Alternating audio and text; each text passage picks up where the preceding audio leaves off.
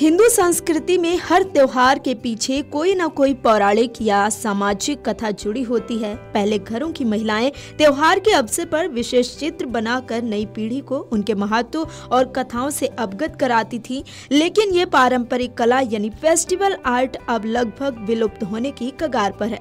आज के समय में त्योहारों को महज छुट्टी और मनोरंजन के रूप में देखा जाने लगा है, जिससे इनका सांस्कृतिक महत्व घटता जा रहा है। वहीं फेस्टिवल आर्ट को संजोकर रखने वाली कुंडम निवासी निर्मला मिश्रा ने अमर उजाला से बातचीत की। उन्होंने बताया कि उन्होंने ये कला बचपन में अपनी नानी के घर पर रहकर सीखी थी और अब इस संस्कृति को आगे बढ़ाने के लिए योगदान दे रही हैं। इसका उद्देश्य क्या है? जैसे जो फेस्टिवल ट्रेडिशन रहते हैं ये विलुप्त होती जा रही हैं। आजकल तो पोस्टर्स वगैरह आते रहे हैं। हाँ। जी, और ये आपने कहाँ से सीखा? और जो ट्रेडिशनल जो फेस्टिवल ट्रेडिशनल है, आर्ट है, जो खत्म होता जा रहा है, इस पे आप क्या विचार रखती हैं? हमने तो अपने बुजुर्गों से सीखा और बच्चों को भी ये चीज़ सिखाते हैं, और जिसमें ये लुप्त ना हो।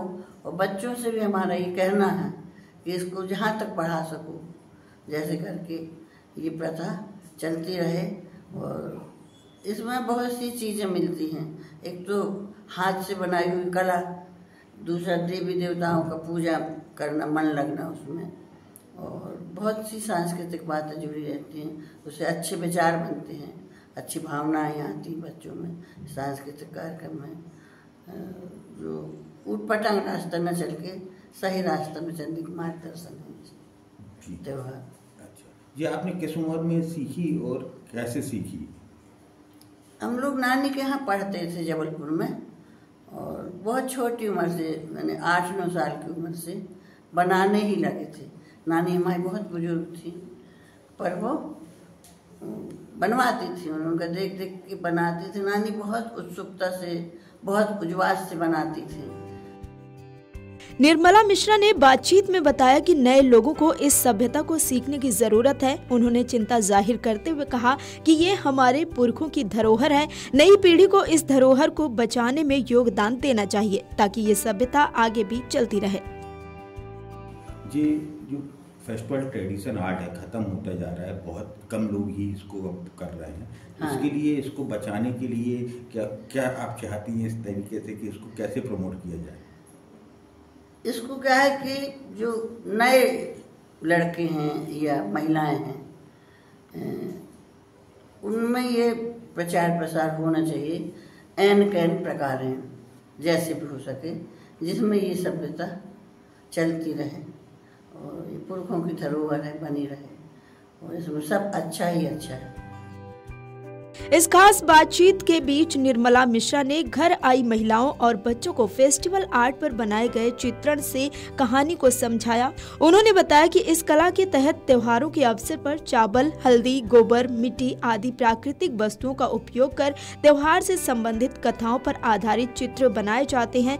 पूजा के समय इन चित्रों के माध्यम से त्योहारों की कहानी सुनाई जाती है, जिससे नई पीढ़ी को त्योहार का वास्तविक महत्व समझ में आ सके।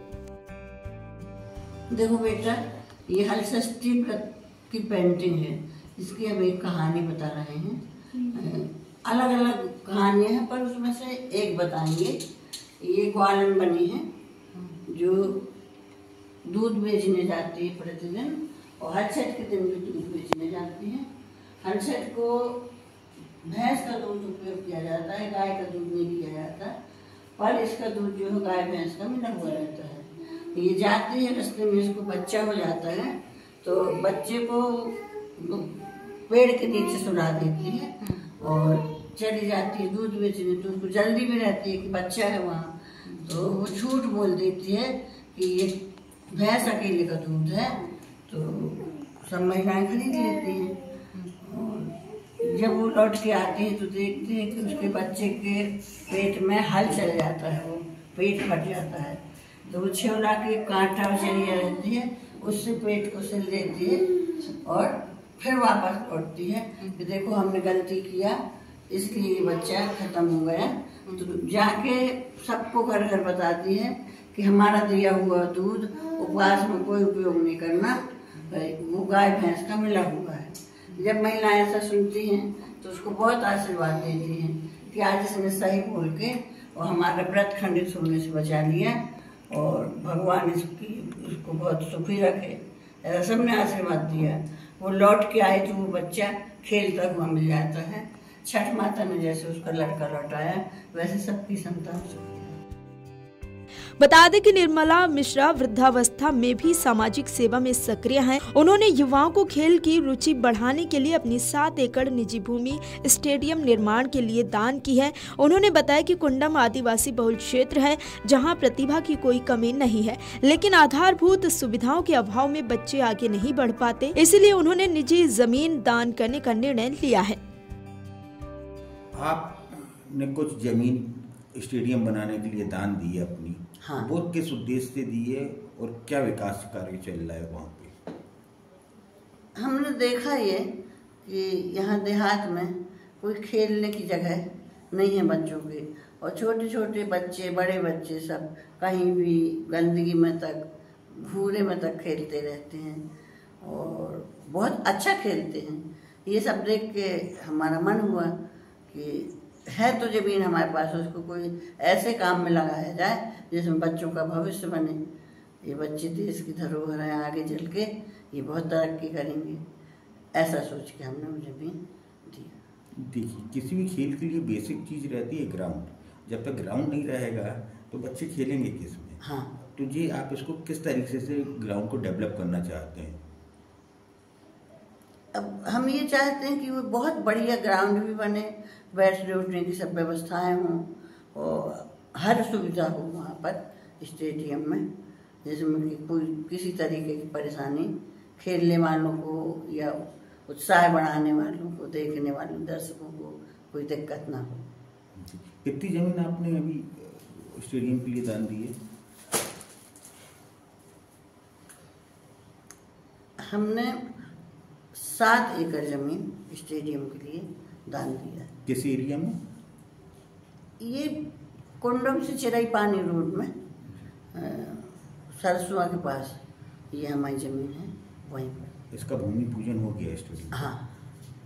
कब तक है कि बन के तैयार हो जाएगा कोई?